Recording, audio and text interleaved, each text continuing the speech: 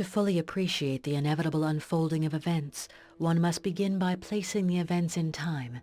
The year is 10,191, 57th year of Emperor Shaddam IV's rule.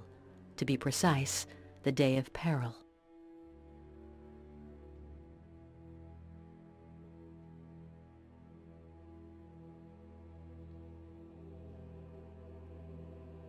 Location. We are on Arrakis, otherwise known as Dune, the planet of sand. This is the only known source in the entire universe of the essential spice.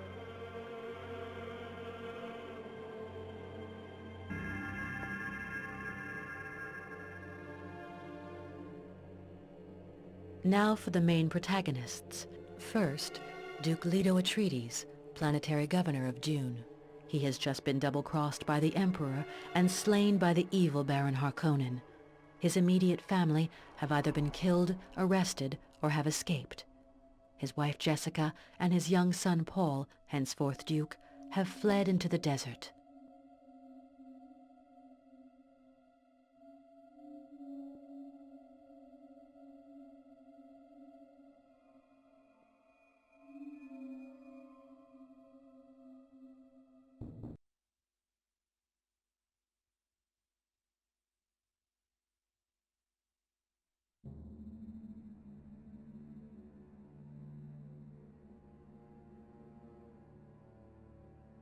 At this point, it is best to call him Paul Atreides.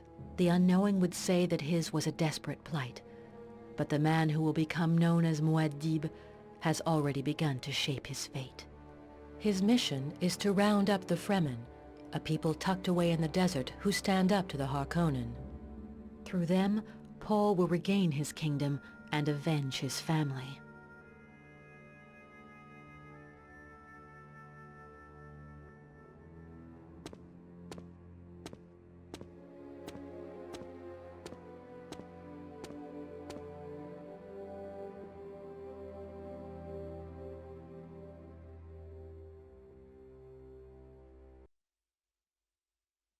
Mother, don't untie your distiller. It will recycle your body's own water much more effectively. It's all we have. I can see Fremen settlements.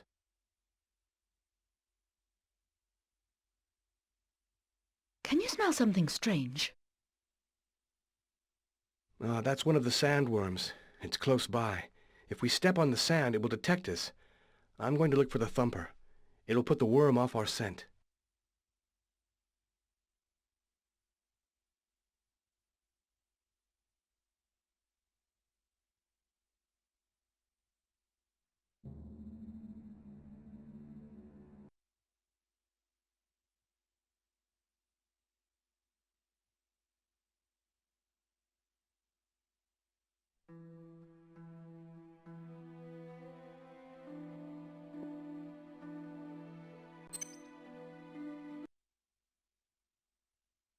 Mother, I'm going to find the thumper. Wait here.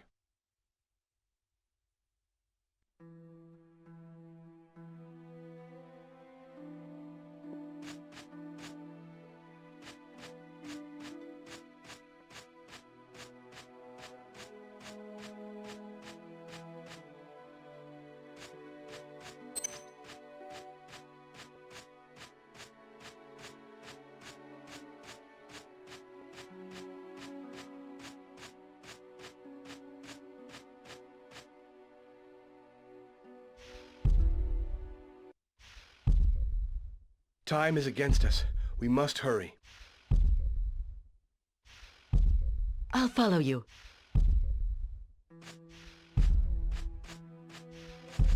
We must get to the Fremen site. Time is running out.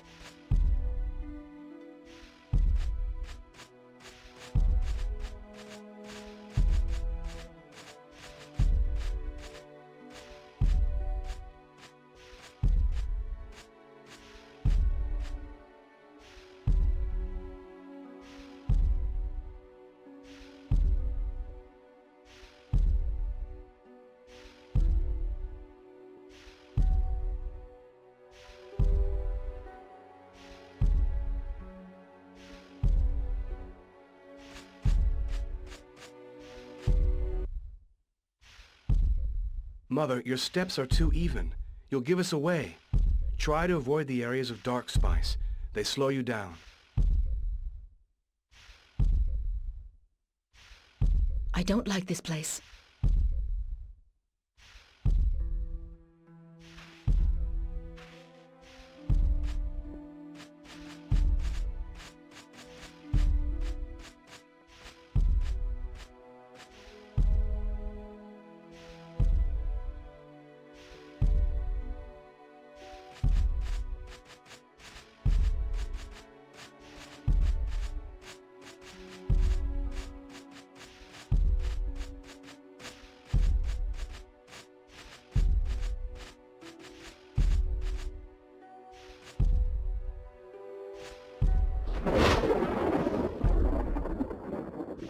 Fear not, as long as we can hear the thumper.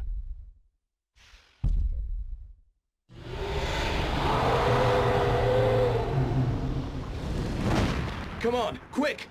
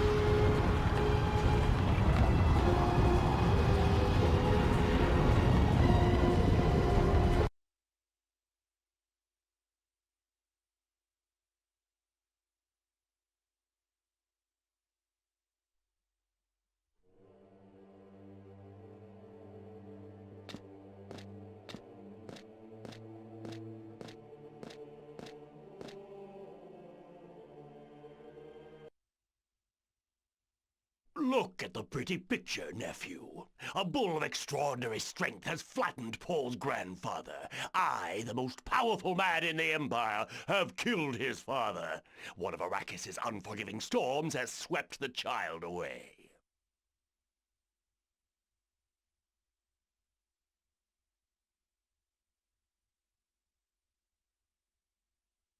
An awesome combination of power has rid us of the Atreides, Uncle. Raban, you must recapture Dune. Its surrender has been very costly to us. Our investment must pay dividends. May we be bathed in torrents of spice. Don't forget to remind the locals that the Harkonnen mean business. Let them bury themselves in their stinking caves while we make our fortune.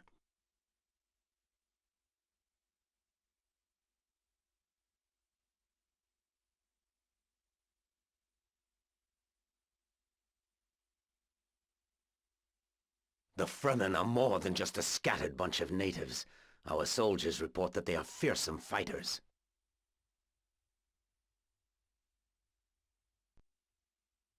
Do I detect fear in your eyes, Raban? The Fremen quake in their boots at the mere mention of my name.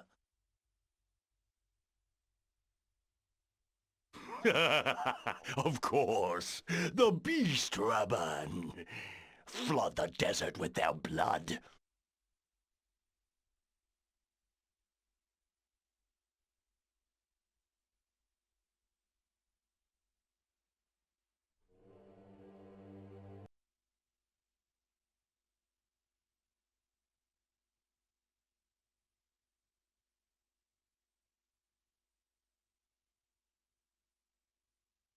The Fremen know that the most ferocious storms can be traced to the nethermost regions of the desert. Sometimes a harmless gentle breeze on the sand can turn. Paul, meanwhile, was planning retribution for his father's death and a way to reconquer Dune. Stilgar had found the Atreides in a siege bastion in the desert abyss.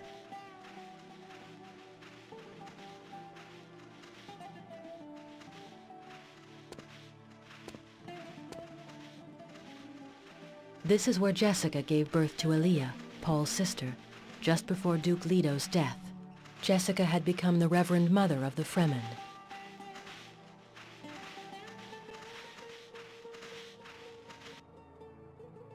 Paul was now called by his Fremen name of Paul Muad'Dib. Inside the Siege, he was adding the final touches to Stage 1 of his plan, an all-out guerrilla attack on the Harkonnen spice harvests.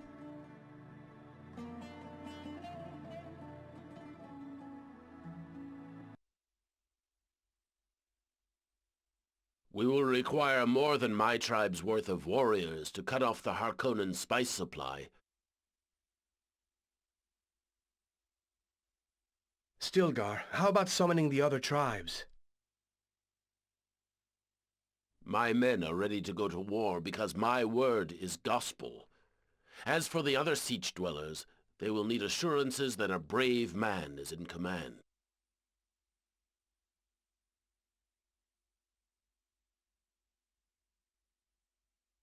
What's our first planned mission?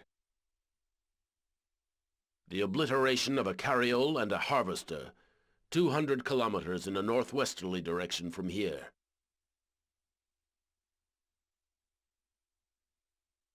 I'll go it alone. That's suicidal. When I return, news of this accomplishment will spread around the Sieges and the desert's nadir. Then we can count on many more recruits. I refuse to accept these terms. I shall proceed with or without your approval. I wouldn't put it past you. I need equipment. Find Baron. He's in charge of weaponry. He'll supply you with an SOS launcher, a vital object. You'll also need a crease. I believe the Chani is looking into that.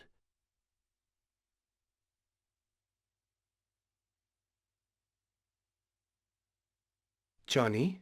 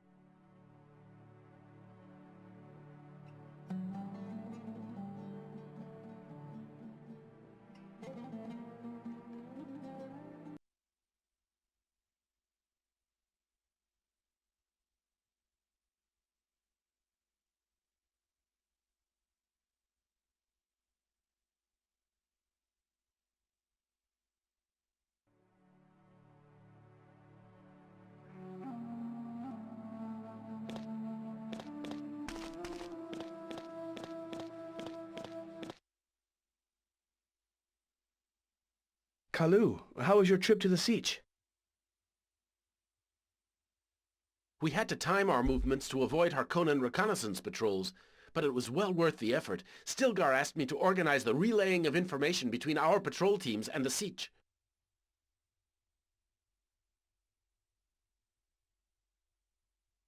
Is there any news on the resumption of spice harvesting? From what we are told from several sources, Raban has to respect the high quotas governing the harvesting of spice, much more so than during his first term here. He's taking risks. His harvesters are sinking their teeth deep into the desert bed. If it were up to me, I would strike now.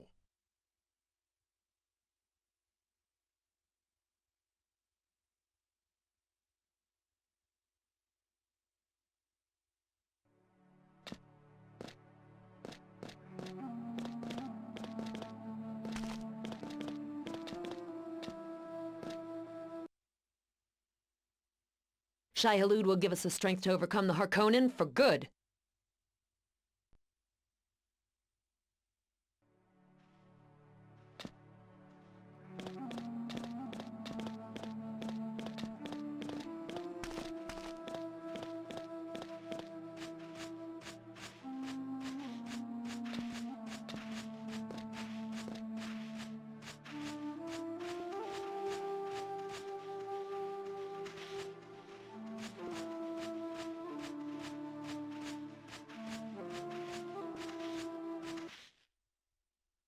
Shai-Hulud will give us the strength to overcome the Harkonnen for good.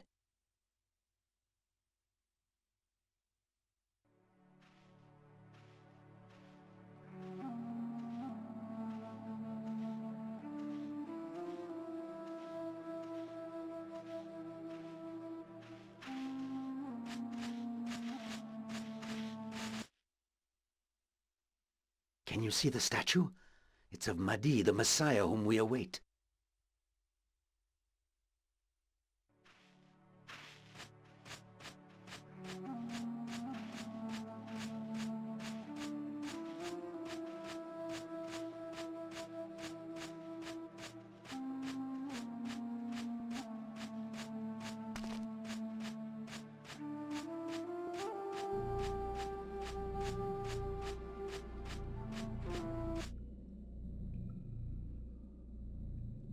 Chani, I see you've managed to make a workshop.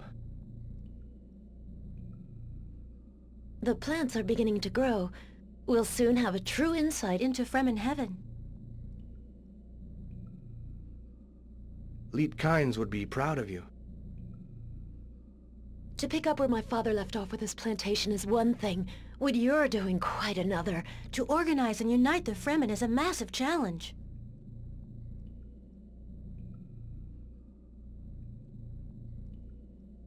Your father saved my life when the Harkonnen launched their offensive. I promise to repay him. Water will flow on Dune.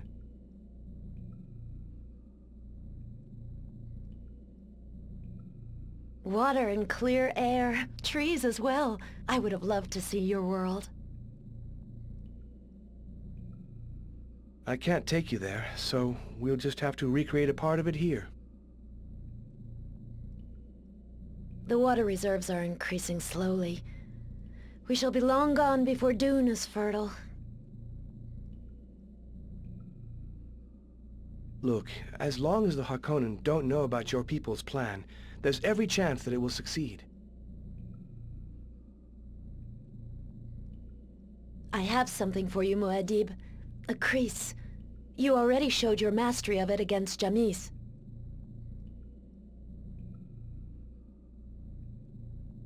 The blade is made from a sandworm's tooth.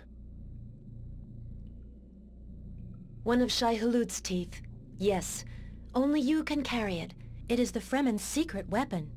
Should a stranger see the blade, it will claim his blood. If you lose it, it will automatically self-destruct.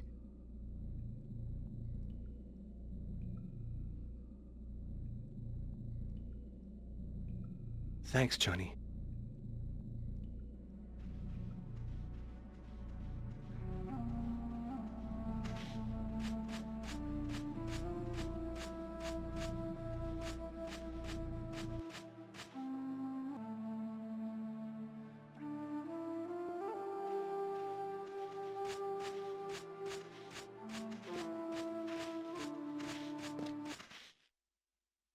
Can you see the statue? It's of Mahdi, the Messiah whom we await.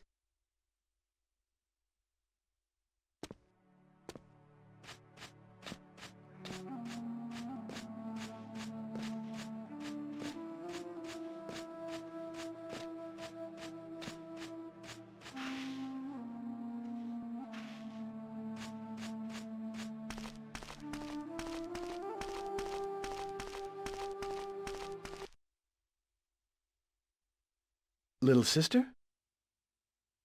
Whatever you may think, I am not a little baby. Remember, I was in Mother's womb when she drank the water. I share all the knowledge of the succession of Fremen Bene Gesserit mothers, hers included, Big Brother. Given the scope of what I know, I could easily call you Little Brother.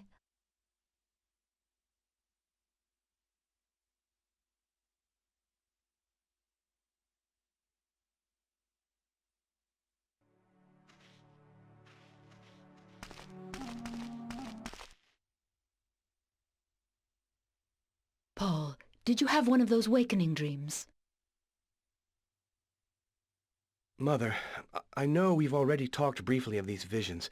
Don't you think it's high time you filled me in?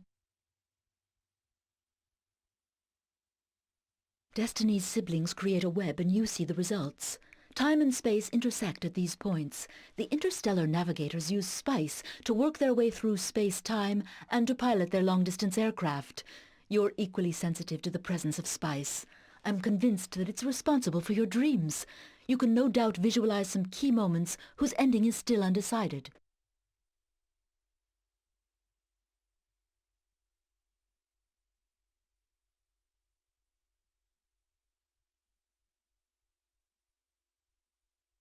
Are they fragments of the future? Can I change them? Is that the power of Kwisatz Haderach? Kwisatz Haderach. Excuse me, Paul. I have to mark your sister's memory tests.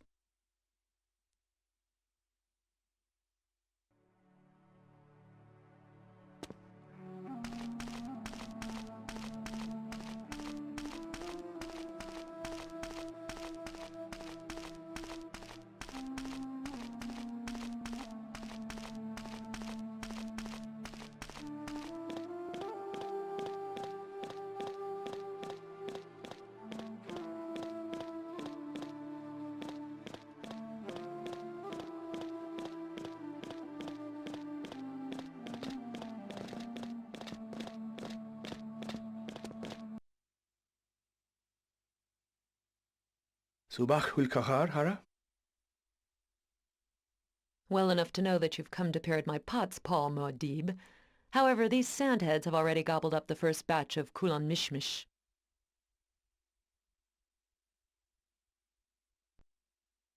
I have not come for your food. You never told me to whom the Harkonnen armor in your kitchen belongs. Jamis.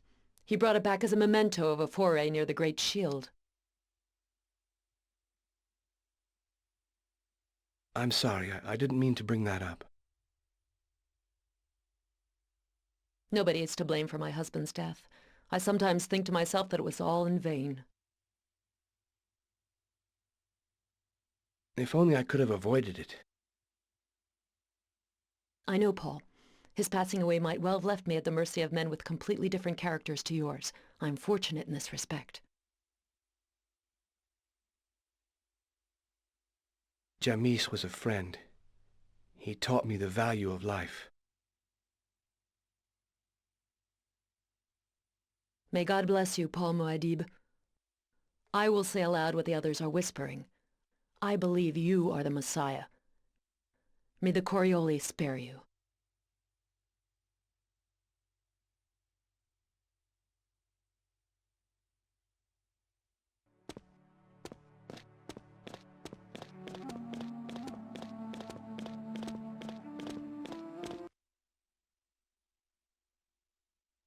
You've never used an SOS jammer before. No. The spear missiles that we deploy are not potent enough to destroy a Harkonnen carriole. Its engines are too big. The only way is to hijack a harvester as it collects spice, and then have it picked up by a carriole. Blocking the sand-removing nozzles turns the harvester into a self-timing bomb, with enough force to destruct the carryall.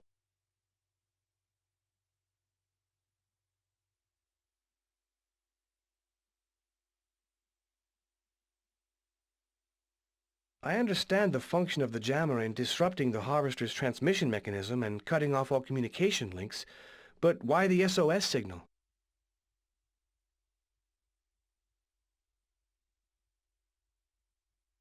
That's where it gets interesting.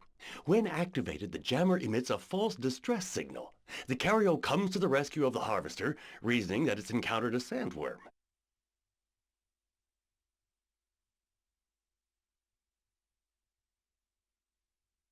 Clever.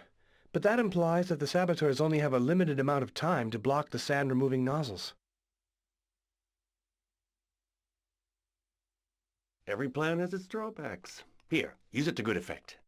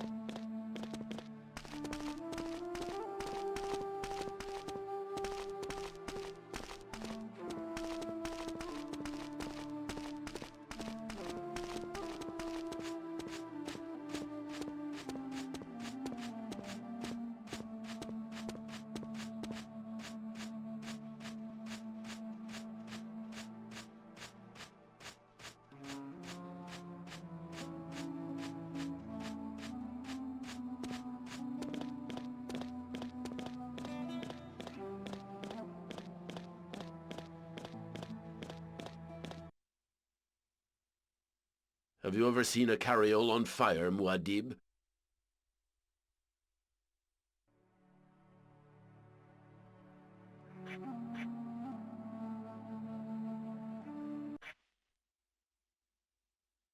We will make tracks at nightfall.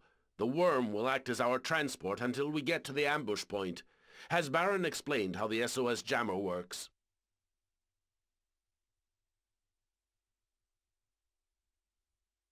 It jams the harvester's communication network and sends a false SOS to the carryall. Good. Your mission is split into 3 parts. First, you must climb onto the harvester and hide the jammer. You must tread carefully, as there will be almost certainly a military presence around the harvest area. Stage 2. Once the SOS has been launched, you have to work your way inside the harvester and locate the sand-removing nozzles. These must all be shut down to create the state of overheating. Thirdly,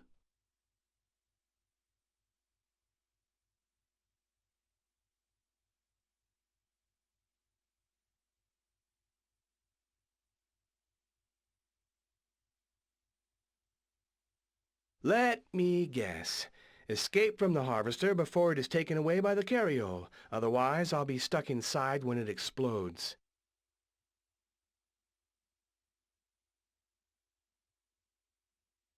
your intelligence will only be of any use should you survive. Use this projectile pistol.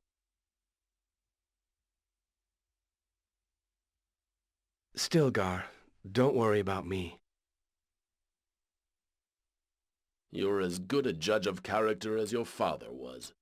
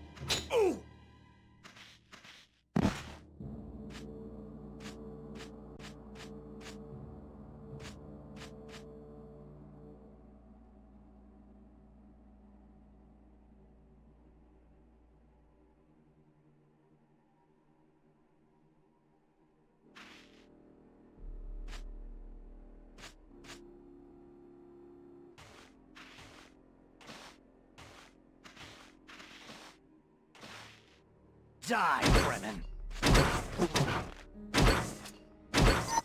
Die, Fremen!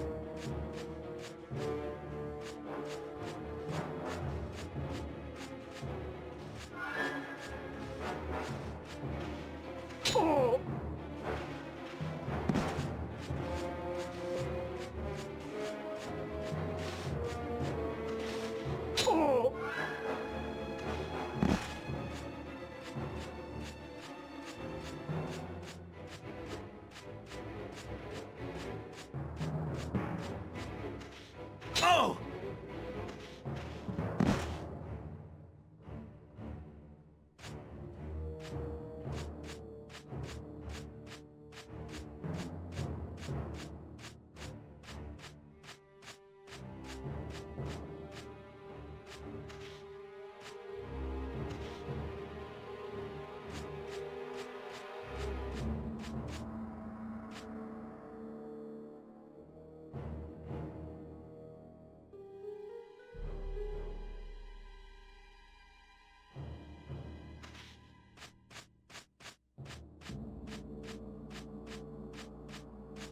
Show yourself!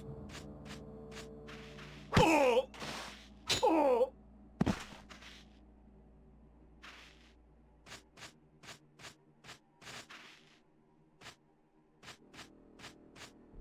Oh! Oh!